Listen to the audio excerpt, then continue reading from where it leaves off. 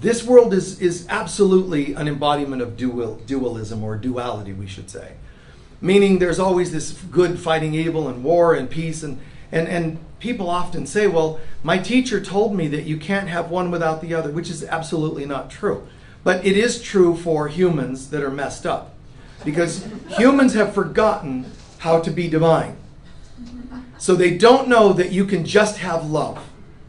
So they come here and go, well, I'm going to take a downgraded version of love, and I guess with that I have to have the opposite. Instead of just health, we have to have sickness. Instead of just, So this is the human way. And it's really strange because that's not a world God created. That's a world we created. It's a world that we manufactured. And it can't be fixed by just making one of the dual points, the polarities, become the common thing. It doesn't actually work. I mean, it's an amazing thing. No sooner do you get one thing that's really a good thing brought in, somebody says, I don't want that. You could come up with a perfect, economical system, and somebody's going to complain about it. You can have a great politician, somebody's going to not like him. You can have a great TV show, somebody's not going to like it. It's just the way it is in a dualistic world. So when we try to fix, when we try to heal, when we try to go inside and find something else, we should be asking for the awareness of God's will. Not how I want my life to be, but a higher way of saying it. How do I anchor in the presence of God's will? And that's not the one that swings this way and this way. So today we're talking about finding and maintaining, or finding and keeping your center. Because people ask that. I've been talking a little bit about, just your center. People are like, oh, I love that. He made reference to find your center. When I talk about boundaries, boundaries are me creating a life that maintains my center. But you have to know who you are before you can create healthy boundaries. Who am I? Well, my name's Michael and I'm good at this and not good at this. Those are identity. Those are fake personas. So there's a false version of your center, which is your opinion. And then there's a real one, which is God's knowing. And you'll know, there's a lot of people. In Sedona, you get that. Oh man, I'm just in my center telling you you're wrong.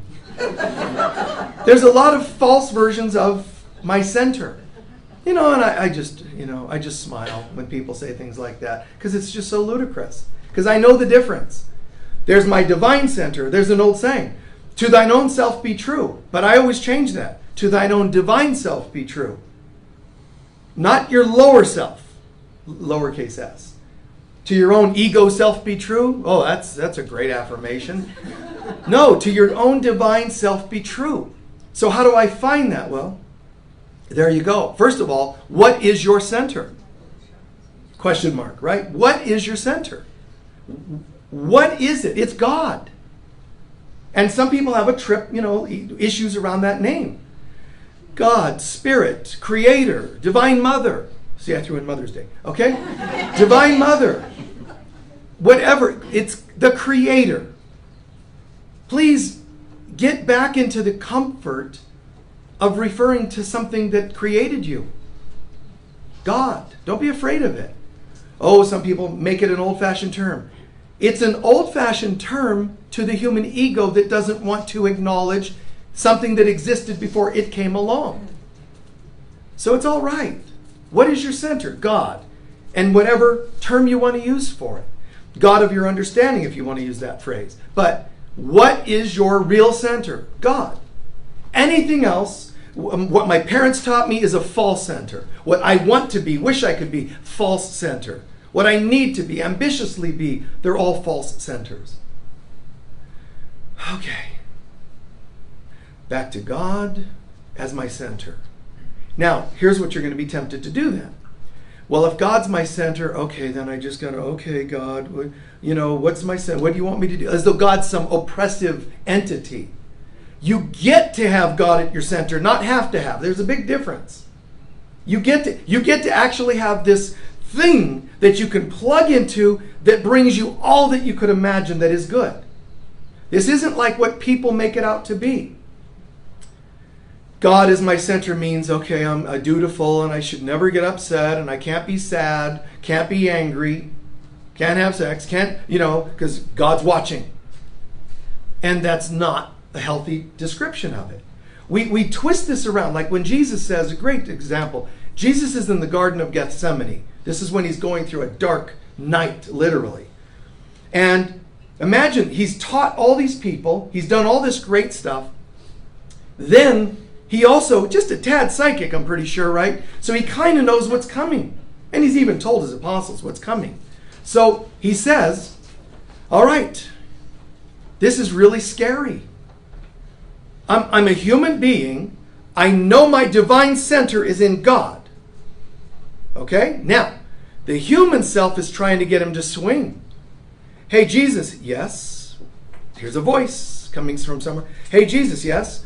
You know what they're going to do to you? Yes, I do. Swinging, here it comes. Scared. Are you going to be tempted to be, upset? That's the ego trying to pull you off center.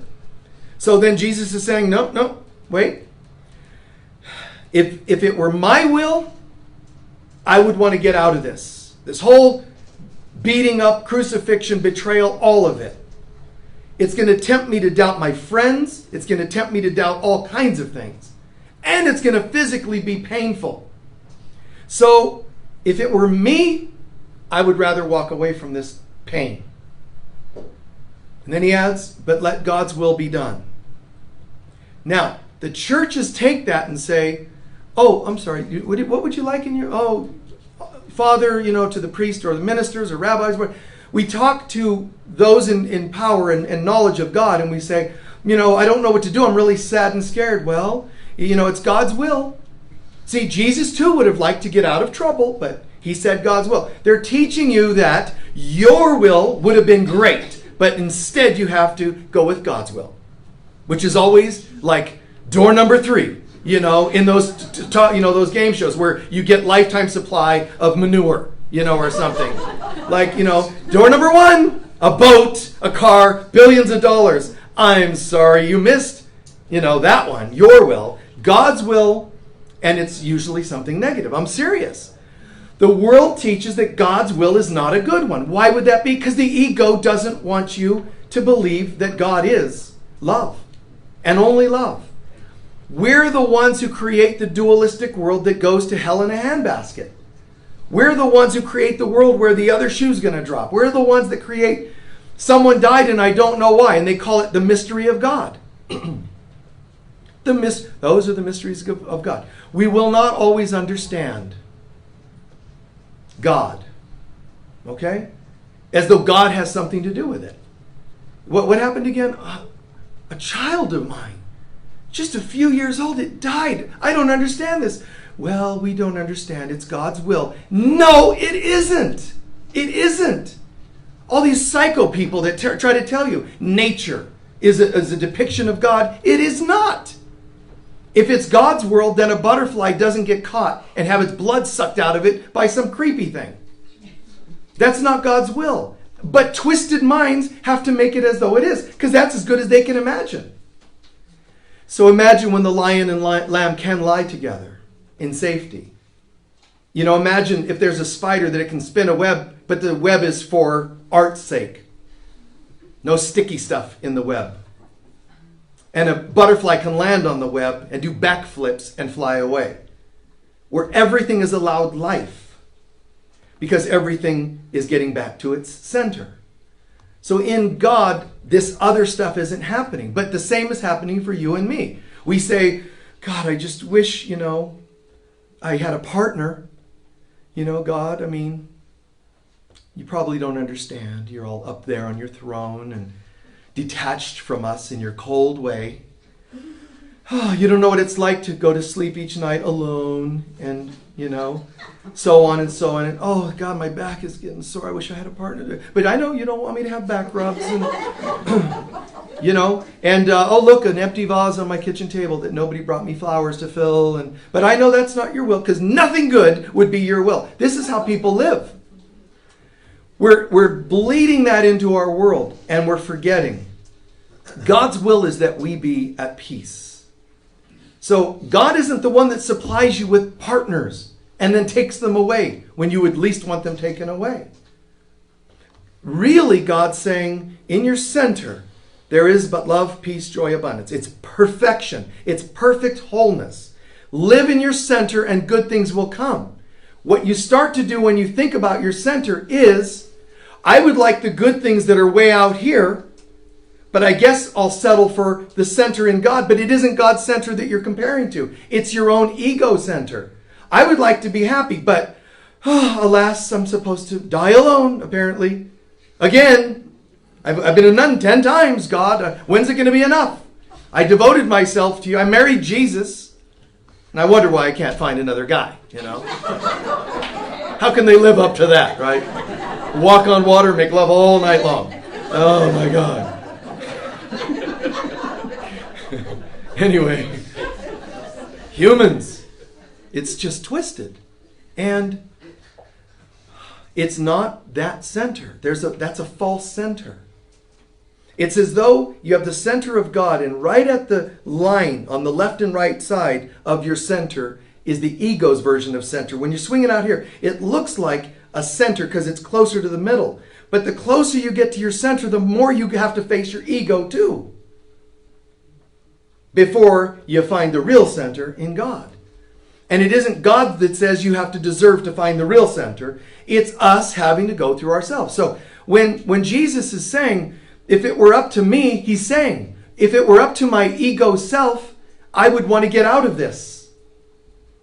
But let God's will be done. It means I would love to get away from this with a false center and run off and live somewhere cool. And instead, God's will be done, which means always a greater good. In the real center is the greater good for all. And that's when things click. And that's where you see a win-win scenario in your life, given any situation. It's not like absolutes, extremes, black and white thinking.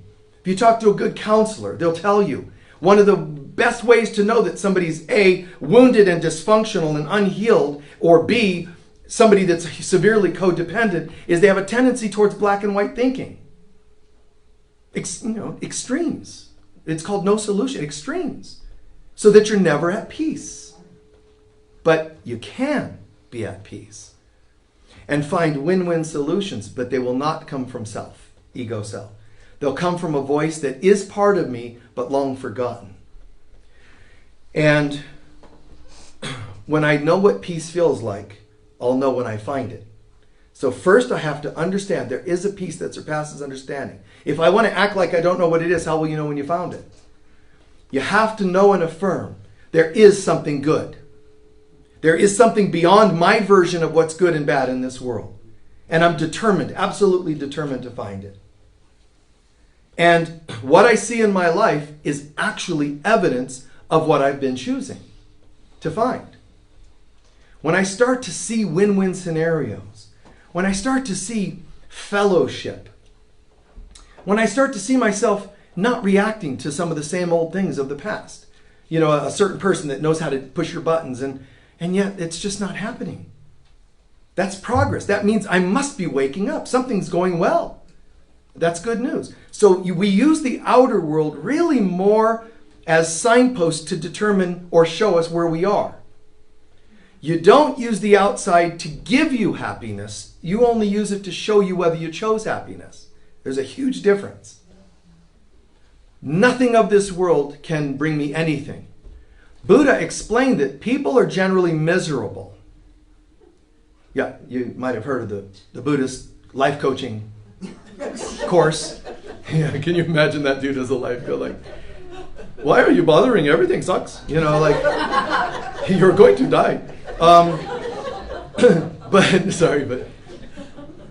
But what he said was, first of all, you're going to be in this world and there's going to be things you want and can't have. Therefore, you're miserable. Oh, but there's a second option. You might get some of the things you want, which will eventually go away, and then you're going to be miserable anyway. So Buddha was teaching misery immediately or eventually. But he did say, one of his primary precepts, this world offers you nothing but misery. And you don't hear that a lot. You don't hear that mentioned a lot. Because even some, I don't mean Buddhists, some people that like to pretend that they're into Buddha's teaching, they don't like that statement. If they really are into his teaching, they'll realize this world offers me nothing.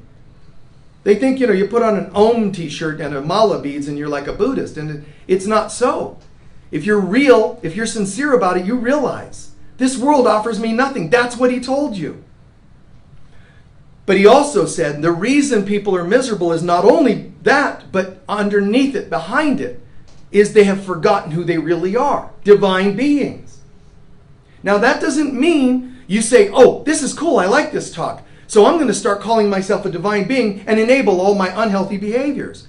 If you are a divine being, your behaviors start to swing towards your center. First, facing that line on each side that is your ego. That's called the dweller on the threshold, right between these two worlds. And then past the dweller into the center, and all of a sudden, epiphany. All of a sudden, awakenings. And it's like, wow, I totally get it. This world offers me nothing, but I am everything. There's the cure for my ignorance. The cure for my forgetting who I am. I am as God created me. Wow, this is really cool. And it's like, wait, but before, what was I complaining? What were my main complaints in life? Well, I was feeling a little bit health issues. I'll change what I can and I'll accept what I can't. Well, I would like a partner. What do you mean? You want someone to, like an intimate friend? Or your life mate? Can you be more specific? Get through, sort these things out.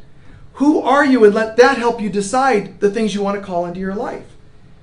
You may realize, as I found out who I really am, there might be a part of you that's going, where's my partner, my life mate?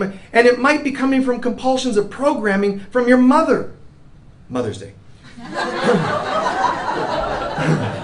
This might be programs from your mother saying, honey, when are you going to get married? Wait, retire her voice, man. Get behind me, Satan. I want to know who I am. Because if I don't know who I am, exactly. So if I don't know who I am, what am I creating as a partner or a lover or a friend? If I don't know who I am. Because then we send out mixed messages. Who are you? What are you about? I've seen people who propose to other people like ideas like, I would love to get together and have a relationship. But the other person doesn't say, what kind? Because then the other person goes, oh man, you're overthinking it. No, actually, you just told me it won't be with you. Because I want to be awake. I want my eyes open. I want to know what we're discussing here. Well, I would like to have a relationship. Really? What kind? And why? See, if they're speaking interdependence, well, this is really great. Thanks. You want to share your interdependence? I'll share mine. Great. So when you get to know each other, that's fine. But people need to open up. Intimacy. So, here's what I'm about. I'm still wounded, still healing. Is that okay with you? Okay, cool. Then we'll compare notes on that level. Man, what are you working on? Well, here's what we're friends. There needs to be a level of friendship if you're really thinking about serious levels of partnership. The rest of it really is the fruit at the end. But the good, healthy roots. People have forgotten a lot. Their identity is the root to everything.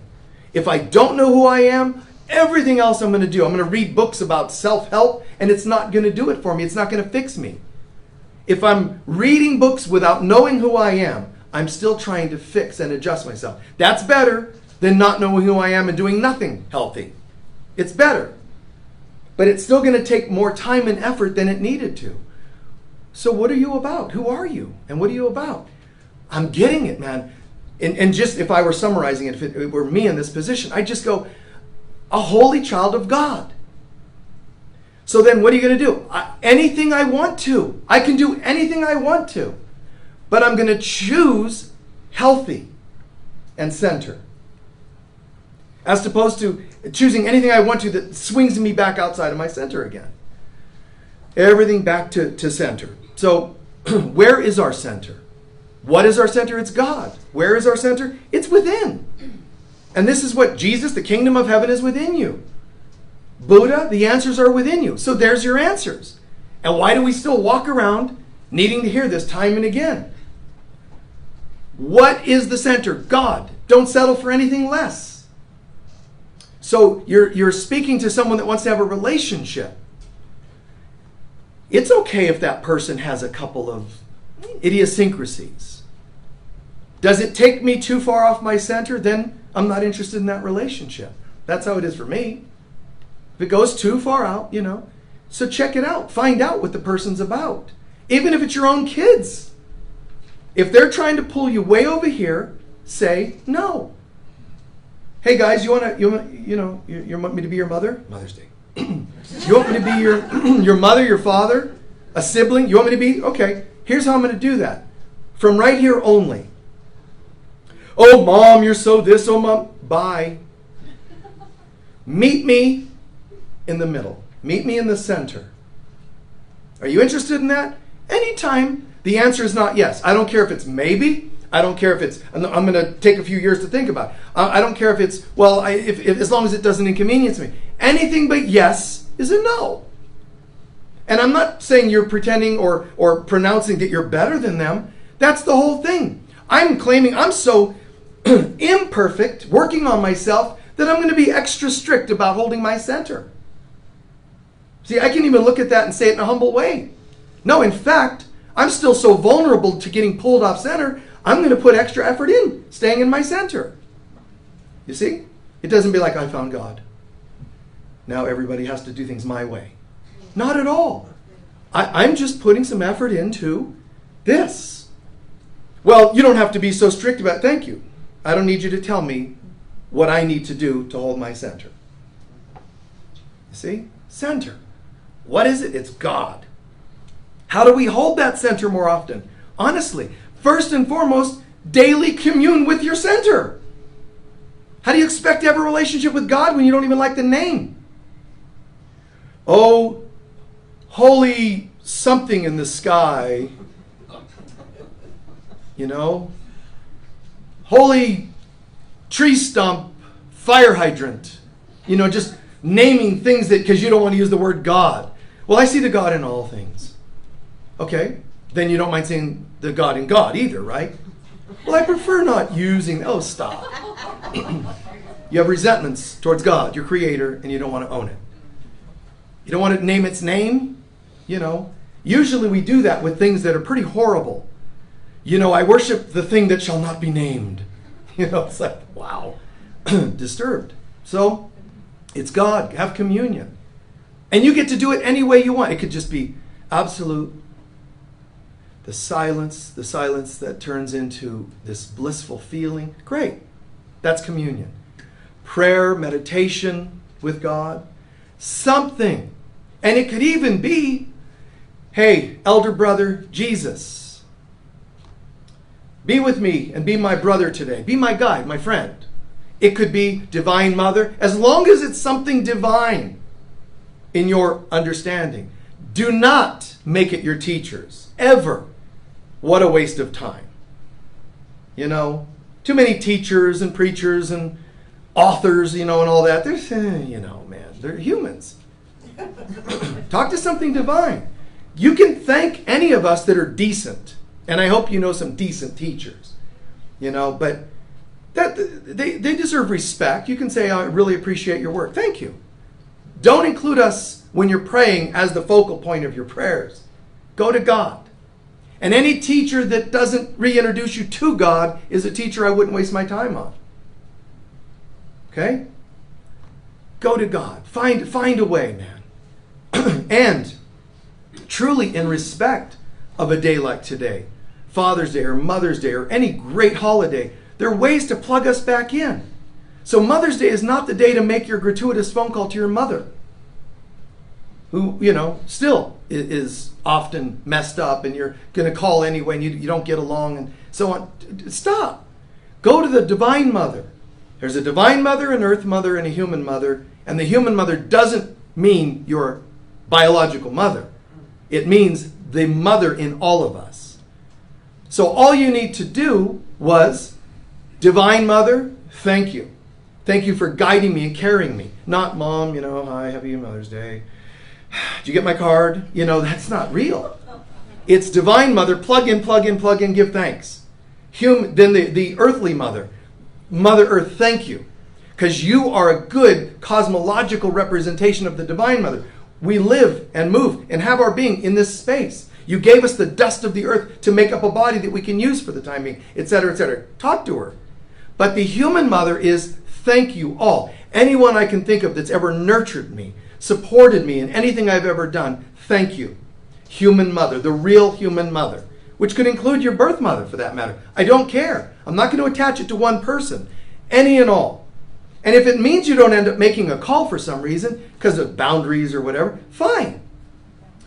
And if she calls and says, why didn't you call me? Just say, didn't you catch it? I was talking to the mother of all for an hour. I don't know why you didn't dial in. You don't have to actually say that part. But so, what is the center? God. Right? It's God. Where is it? Within.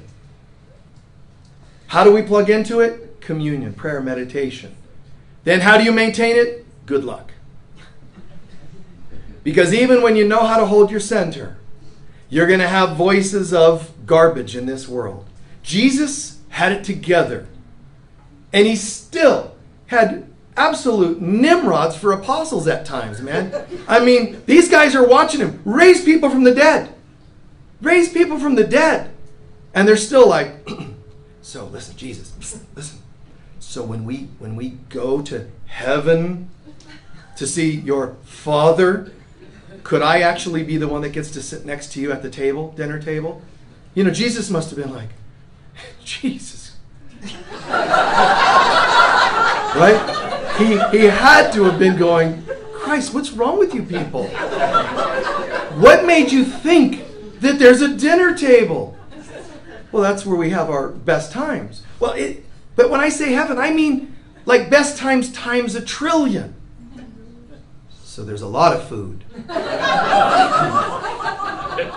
Or the one they asked him, so do we get to still pick our wives? Seriously? Is this still Miss America thing? Where you think heaven's like gals walk by and you get to pick your... No! This is why I was being irreverent when I said, these are the people that saw him do the greatest things. And they still asked these insane questions. And did he go, roll his eyes? Or did he just pretend he was still smiling, thinking inside, you've got to be kidding me. How did he respond to these insane questions? Or did he just go, like I often do, I'll just go, humans, jokingly, but still. This is a guy who's demonstrating that much, and humans are still trying to pull you off over here. Mary and Martha, they're beside themselves crying when their brothers died, and that pulls on Jesus' heartstrings. Jesus' mother, where were you? We've been looking for you. You're a little boy, and we didn't know where you went. Well, why didn't you look in the temple? Where did you think I was going to be? Beautiful. Metaphor, too. Metaphor. Jesus, we were looking all over for you. Well, why did you not know that I would be in the temple? If you would have just planted yourself in your center, you would have found me, because you would have known the only place I could be. You see what I'm saying there? Krishna story. Krishna. Arjuna. Okay, we're getting ready. We have a job to do. There's an evil force that's wiping the race out. We must fight against it and say no. You all ready? Yes, we're all ready. Okay, saddle up, chariot up, we're getting ready. Then Arjuna, hey, listen, I've been thinking, and here's Krishna like, hey, listen, I've been thinking we're going now. No, but I was thinking, do we really want to do this? I mean, go to war, war, isn't that like non-Krishna-like? Shouldn't we all just bliss out? And then Krishna's like, hell of a time to be asking this question now. We're lined up. There's the enemy. We have a job to do. You know, and Arjuna starts wham, wham, wham, wham, wham, wham, wham, but this, but some of those are relatives from other cities, and we're going to be fighting against. And Krishna says, I'm paraphrasing, talk to the hand. That's why the popular Hindu symbol. Talk to the hand. And what is he saying? He's saying, Arjuna, you're now trying to pull me over here. No, it's not going to happen. Yeah, but. You come here. I'm not coming over there. So he says, Arjuna, you're being weak. There's a job to do. And when you see a job to do, do it. What if we die? Then you'll have died doing right. Which will mean you already won. Well, that's not exactly every game I've ever played. The winner wins. You know, we're not taught you won because you participated. So Arjuna's speaking for all of us, you know, the way we're brought up. Winning means this. No. So Krishna's saying, no, that's not how it works. You live in your center so completely that you can be in your center and file divorce papers. You can live in your center and still have to trap a critter that's digging up your garden. You can live in your center and still go to war. See, the Civil War in the United States, they call it brother against brother. But that's my brother, and he's going to be upset if I take this side. Just get to the side that feels right for you. And then do your best to hold your center. That's all. And that's almost impossible. I say that's all. It's almost impossible. Almost nobody has pulled it off. But it's destiny for you and I to be able to do that. I wish that I would be filing the divorce papers, but this is what I have to do. God, be with me. And saddle up and go. Do what you feel is right. If you ever do it hating the other, then you're missing it. If you do it thinking you're better than the other, you're still missing it, and you're over here justifying somewhere. How do I do this? How do I hold my center? And it's not easy. On a human plane where everybody lives out here, it's not easy. See, now, Robert E. Lee, a great, great, great being. A great being. And I mean, a military genius. But he didn't want to fight for the South. He was against the principles of the South. No offense to Southerners, but that was the time. He didn't agree with it. But he said, but I'm from Virginia. And in those days, people did a lot of that nation and state, be true to. I myself, I've never felt that way. That I'm going to fight for who's a relative. If something was right, it was right, and if it wasn't, it wasn't. You see? So I wouldn't today, I wouldn't make that kind of a decision. I wouldn't say, well, fine, because I'm from this town. If they're doing something that's not right, I would say no to it. And that war would have been over in months instead of multiple years because of how great he was at what he did. So it's okay that Krishna says, Arjuna, show up. This is the right thing, so do it. And if I were experiencing a war of the South today, myself, I don't care if I'm from any place in the South. I don't care if my family all lives in the South. I don't care. I'm just going to say the slavery thing. I don't dig it. See, that's what I would do. I would just go by what I feel. Go with your center. What feels right. Now, that doesn't mean that I make everybody else wrong. And that's one thing I can admire Robert E. Lee about is he never made anybody else wrong. He knew. He knew what was principally right. And he regretted that he felt he had to make that decision the way he did. But I love that he didn't hate the people of the North. There were battles where they wiped out thousands of Union soldiers running up a hill and they just plowed them down. One of his guys said, "Sir, we won." He said, "That is not a victory. It's shame." He hated destroying human lives. You see? So I love when I can see a conscience in even military people. That you think, oh, it's a war. No, it's not. You can't group everybody in like that. Human beings have a hard time learning how to apply deep spiritual principles.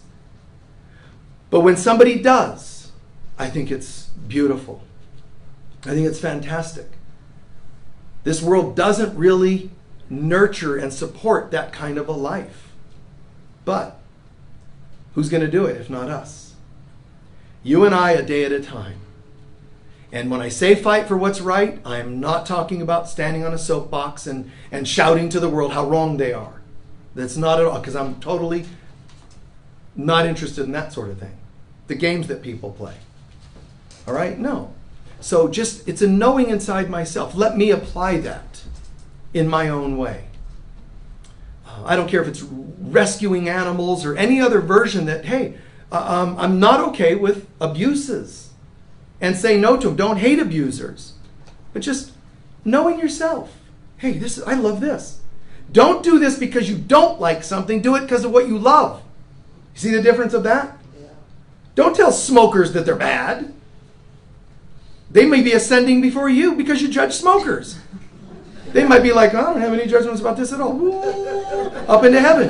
And you'd be like, oh, I hate smokers. Hell, you're living in hell because you're judging smokers. Relax. How can I not just commune with God in my center? How do I bring it forward and live it? That's why I said, how do you keep that center? And I said, good luck. Because in this world, it's not easy.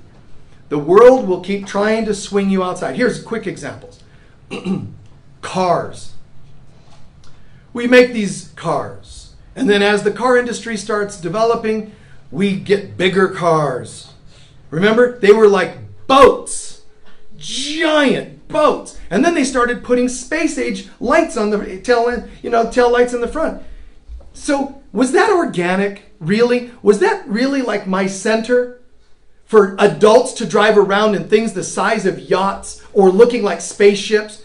Really? Somebody out there thought this, let's appeal to their minds. That wasn't the real self going, that's what I want a car to look like. And we were laughing at people in the 70s that started buying Toyotas and Celicas. But that was a little more normal. That was actually a little more organic. Something to get around in. Who am I and what am I about?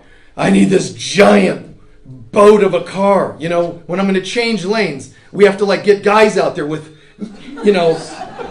work men at work kinds of signs on the, to change lanes. Like and you're leaving a wake of Toyotas behind you, Anyway, this is what we did with, and phones. Phones. Remember they used to be the size of shoe boxes? Right? Yeah. Cell phones? Yeah. And then smaller. And people were like, oh, this is my cell phone. It's a Post-it, You got to get a pen to dial something, And it was so, just fancy. Everybody thought that was so cool. Then, pretty soon people are walking around. I'm going to get my cell phone. It's a laptop. It's the size of visual screen. So you're walking around with a laptop as a phone. And I sat with amusement, still with my same phone from 20 years ago. And people are, oh wait, let me get my phone out. And thinking that was somehow evolved. Look at my phone. Then why did you go away from the other kind if you're just going to go back? Humans. This bizarre swinging behavior. What is natural to you? And if you say, you know what? iPads that are the size of cars, or whatever. iPads, I can't see well, smaller font, I need that. Then it is organic. And there's nothing wrong with you doing it. But to stay part of a fad, a trend, it's not organic anymore. You're being coerced, you're being pushed, you're being pulled from these voices out here. Death itself is a voice that tries to pull you out here. Sexuality. People used to be like, bodies are bodies. It was just kind of accepted whatever body type you had. Seemingly, at one time, it's just like natural body was okay. Then everything's... Yeah. Do you remember, models in the 60s? Skinny. It's just great. And then it starts swinging the other way. Gotta have breasts and genitals and, everything that's larger. Isn't this great? And everybody's going, wow, this is probably great, right? Isn't this supposed to? Because I don't really like it, but everybody says it's great. So everybody's trying bigger and better and wonderful. And then eventually they went and they grew up. Spiritually, mentally, they grew up and said, could I just have something I like? You know, instead of this extreme, how about something I like? And that's organic. So why do we have to go the extremes to come back to center? Why don't we just go to center? What are you about? What are you looking for in a relationship? What are you not looking for? Do you know? And if not, why don't you know? Find out. Get the cell phone that works for you rather than the one people are telling you is the best, latest, and you should have it. Why? I get one that fits in my hand. You know? I do. I just get one that I can dial with one hand too. I go for that's what works for me. But I don't tell everybody else that another kind is evil. Just that's what works for me. But then, you know, when somebody says, here's my cell phone, you can use it for a second. You know, I'm like, you know, it's like these phones, and it's not fitting in my hand, so I know it doesn't work. Here, huh? So it's, you know, it doesn't work. So find what works for you in terms of relationship too. Personality fits, not just biological or anatomical or psychological. You know, personality fits. What is right for you? Your yard. What's right for you? Your animal. Don't have 3 dogs if you can only afford 1. Don't have 5 kids if you can only pay attention to 1. You know, everything should feel right and like a fit, consolidated, and you know, you can still feel connected to it. A house.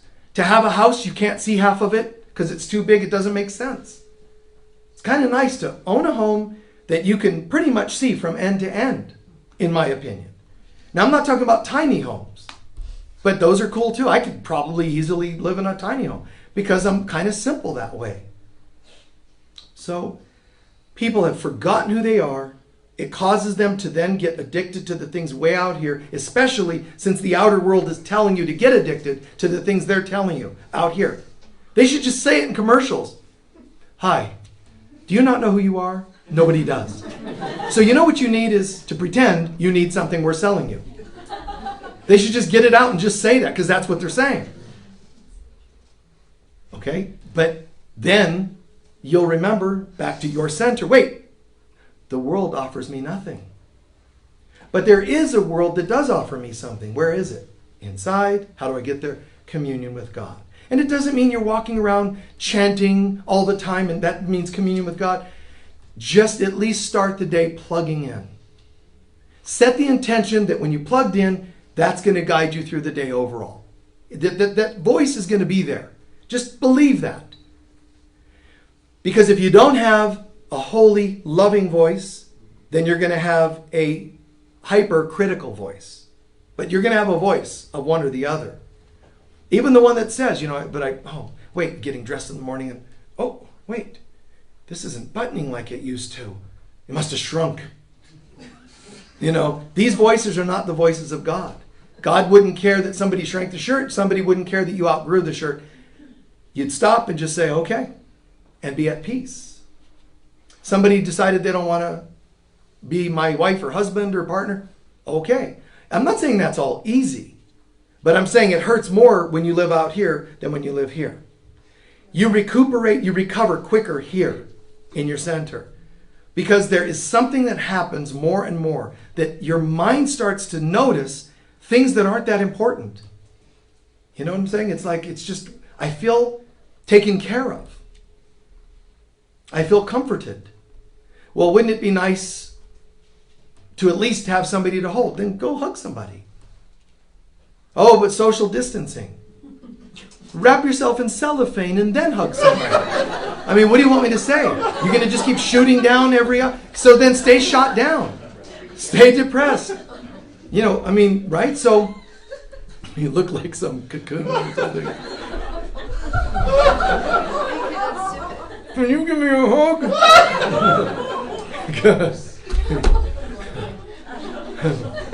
You look like one of those, what do they call? Pig in a blanket. But I'm warm. Anyway. So imagine, what is it like to live in your center? I can't imagine not wanting to help people.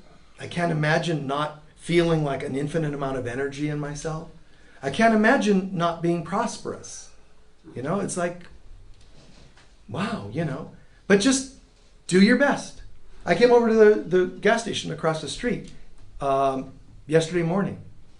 And I went in and thought, well, I got to have something for breakfast because I'm going to donate, I'm going to volunteer my day here. So probably should get something for breakfast. So I went and got my 6-pack of chocolate donuts and a container of milk. So I thought, donut. I'm like, this is already a great situation. Got my breakfast going. And then I took a shot of the milk. Sour. And it was 2 weeks past date. Okay? And I'm like, and the lady's going, that'll be $8.95. I'm like, and there's nothing around. And I'm like, I'm quick walking, and I'm thinking, this probably looks bad. It's like 5 a.m, and they got this guy, long hair and ear, running around the store, looking kind of odd, like, what's going on? What happened to him? And I'm looking for a trash can, because I got this sour milk in my mouth. So, and to think some people purposefully get like bagels and sour cream. But anyway, so, because that's what this turned into. It's like, wow. So I finally found a can somewhere, little, like it was this big. I got, and I got all this taste in my mouth. I'm like, the milk's sour. She goes, oh, you can get another one. I'm like, oh, I'm sorry. Did you think I purposefully looked for the one that was outdated? They might be a bad batch here somewhere, So they can get another one. I'm like, okay. So I grabbed a soda to rinse my mouth. So it helped. So that was it. And then I said, okay, well, just give me a scratch lottery ticket too. She gave me one. I won $100. But the thing is, something's still going to happen. Can you laugh at it? Can you imagine standing in front of an audience and telling a story about it? Stuff is still going to happen.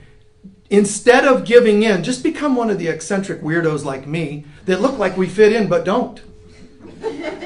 That's kind of cool. Just be weird. Don't become part of this stuff out here. Just kind of have your own looking eccentric so you're still in the world but not of the world. You see? It's quite all right to be a little odd. Do you really need to fit in with people that are off? It doesn't make sense. I want to be like, what? These people? I want to fit in like them. I want them to like me. Why? Just have your own eccentricities, whatever they are. As long as it resonates with your center. There's this really cool story, and I'll be coming to an end in a moment, but it's an interesting story. The band from the 70s, Deep Purple.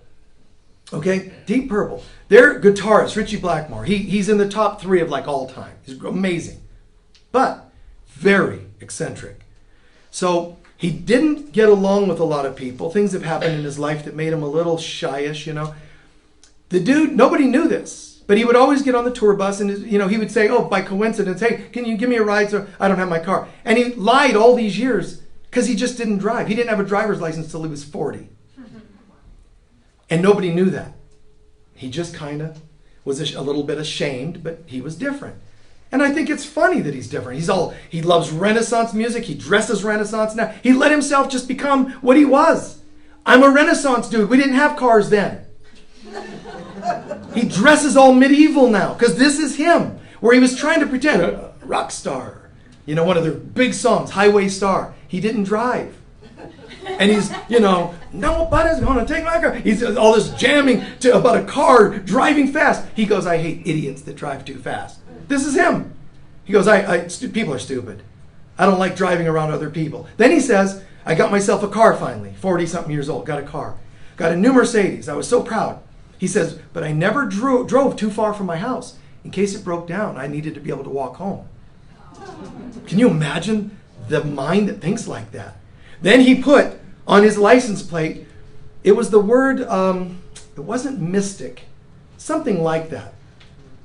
Wizard or something like that, and he spelled it wrong because he didn't know how to spell. So here's this genius, and his license plate is spelled wrong. And people are thinking, he's kind of cool. He's spelled it like a unique way, like the band Styx, SDYX, spell it differently. And so people think, oh, very cool. And then he's like, I just don't know how to spell. So, so you and I can have our eccentricities. You and I, when we get closer to our center, you will possibly not look like everyone and act like everyone and everything else. And I think that's quite all right. What's going to be common is the center. So a person's all dressed up wizard-like, mystic-like, Renaissance-like, this-like, but the core in their being is love. You see? Krishna, love. Oh, Krishna's the guy that went to war. Love. Okay? And he was seemingly intolerant to Arjuna, who kept trying to sidetrack him. No. And the Islamic concept, too, of the holy war, the jihad, means a battle against your ego self. It didn't mean about anybody else. If you read the materials carefully enough, it's pretty funny. It's pretty cool. Yes, if ever you go to holy war, this is kind of what it says, I'm paraphrasing just slightly, but if ever you have to go to holy war, it must only ever be in defense of your own country if somebody's invading. And then, never kill women or children. And remember, it's only in defense of your homeland. But also, never kill women or children. Also, don't kill animals and don't destroy buildings. And the list goes on and on, which ends up, pretty much, don't do anything. So, people will try to take any teaching and twist it into something that fits them. Partly what I'm saying today, bring everything to fit you in your divine center. Some of Jesus' teachings, didn't he turn over the tables when he was angry? Bring it to the center and ask yourself, do you think that's what he did? And if he did, why would you think he have done it? Was he trying to make a point? Or was he like angry? All you have to do, any of us, go to our center and ask questions. And you start to get illuminating answers instead of ego-based answers. So where are you going to go in your life? Where's your future? What are you going to do for partnership? What are you going to do for the end of life? And who are you going to live with in your final years? And all these questions. Go to your center first. If you ask from fear, that's all you're going to get is fear-based answers. They're not fulfilling. They don't last. And they will actually magnify like medicines you take today. You can take medicine for the simplest thing. Do you have pain from an ingrown nail? Just take one of these.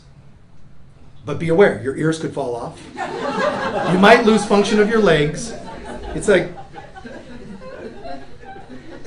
never mind, I think I can get it. You see, this world looks like it's giving you an answer, and all it does is add more destruction. So be careful. Who are you going to vote for this year? Is this year an election year? Is it? So who are you going to vote for this year? Go here. Go here. What feels? Now don't be one of those people that go, oh, well, I guess the lesser of two evils. This doesn't choose the lesser of two evils. Well, then what am I going to do? I don't know, Arjuna, you're talking too much. Find Krishna, Christ consciousness, and just ask, what are you going to do? I don't feel like I'm going to vote at all because if they don't know how to propose healthy candidates, why would I support one of them and not vote at all? Oh, that's wrong. Shh, get behind me, Satan. This feels right for me.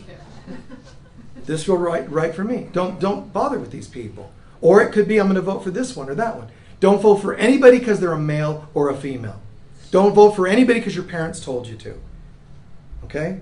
Find center in all aspects of life. What kind of car you choose, just find a way to make it organic to your heart and soul. What kind of music do you listen to? It doesn't have to be what people tell you to listen to. What do you listen to? What feels like it's you? What makes you, sort of like what resonates with aliveness? I don't believe things on the outside do to you. This music makes me feel great. Your God, it's not. It doesn't make you anything. It's just an external thing. What is right to say is this resonates with. This really resonates with me, this music. Not that's good music, that's bad. Just pick something that resonates. And use that phrase if you like. This resonates. It doesn't make you happy. You had to have chosen to be happy before the music seemingly made you happy. Believe it or not. You're the chooser. The song's just sitting there as data on a CD or whatever. It's just sitting there. If you didn't play it, it's not like being in its presence. I'm going to carry this CD around with me because it makes me happy. You have to have decided to be happy. If you have a partnership and there's no happiness, you must have already decided you've given up, that it just doesn't work for you. Okay? And it's important that you own that and heal that. Then you can find, God, I'm just happy all the time anyway. It's not people that will make you happy. This world offers you nothing. You are already everything. It's true. Please take a few centering breaths.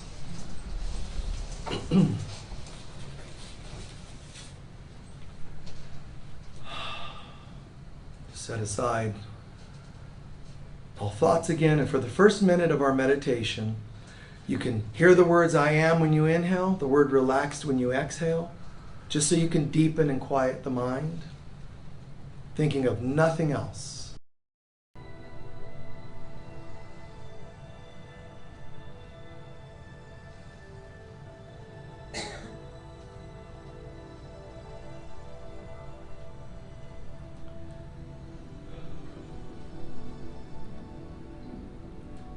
Think about anything that comes to mind, any person, any voice, any item in this world that seemed like it was going to be able to make your life better. The positives, seeming positives. The things in this world that seems like they could stimulate you into some better life. The if only I had.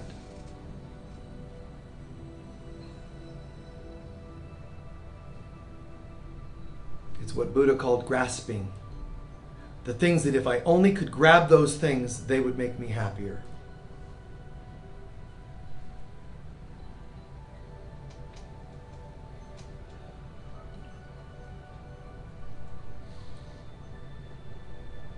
See them all before you. Multiples of them, if you like. See them before you.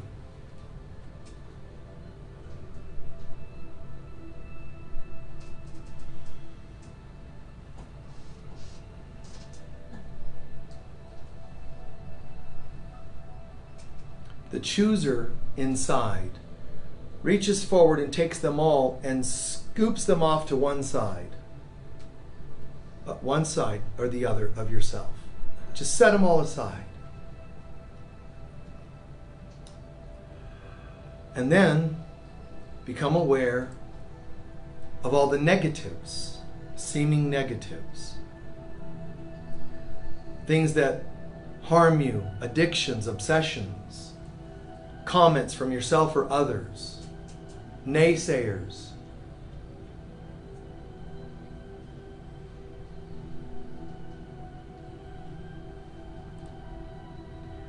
Be aware of as many as you can. Let them just surface. They can be from any time in your life.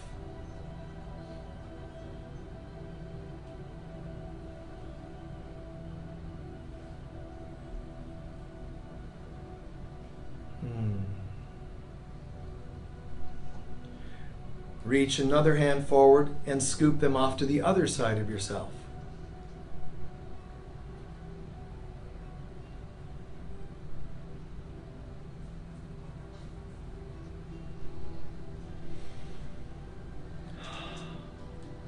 You're not in your center yet. You're a chooser.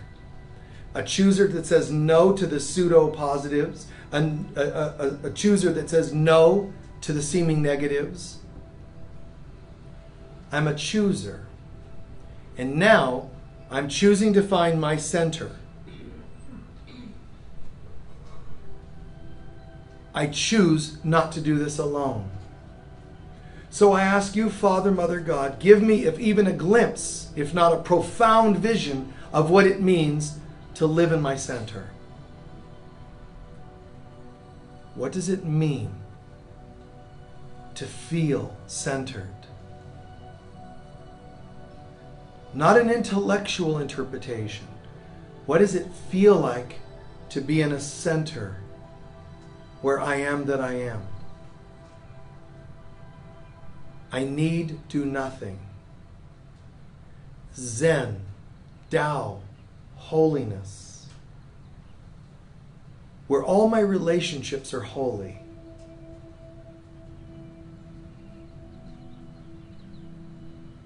What does that feel like? First, feel.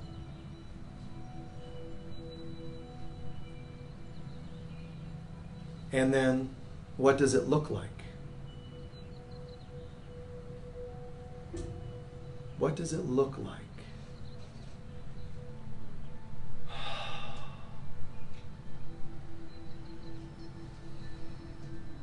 It seems like everywhere I go, I'm bringing the presence of God, because where I go is that holiness. I take it with me wherever I go. And I start every day saying, Father, Mother, God, be with me in all that I do today. Guide me what to do and not do, to say and not say, to think and not think. I choose to only think and feel and do what you'd have me think, feel, say, and do. And I choose not to do the things, think the things, feel the things, say the things you would not have me think, say, feel, do. Holiness. How the world is different when I walk in holiness.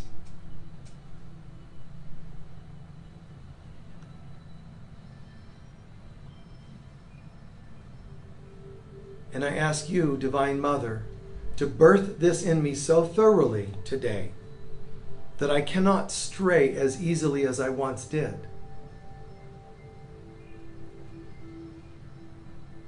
Bring this into every fiber of my being so that I am birthed into a new self.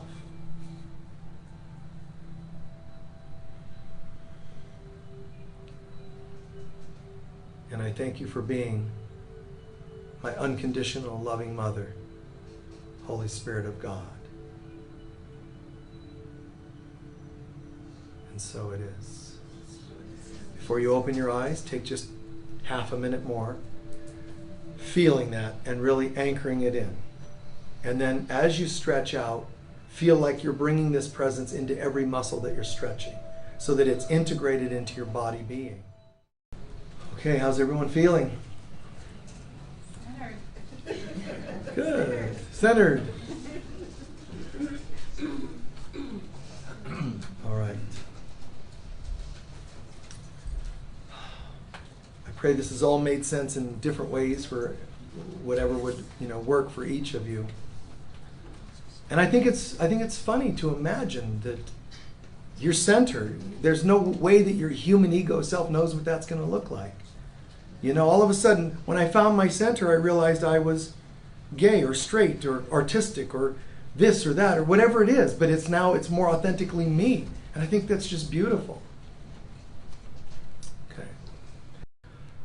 The light of God surrounds us. We are the light of God. The love of God enfolds us. We are the love of God. The power of God protects us. We are the power of God. And the presence of God watches over us. We are the presence of God. Wherever we are, God is, I am, we are, and so it is. Peace be with all of you. We'll see you soon. Bye-bye.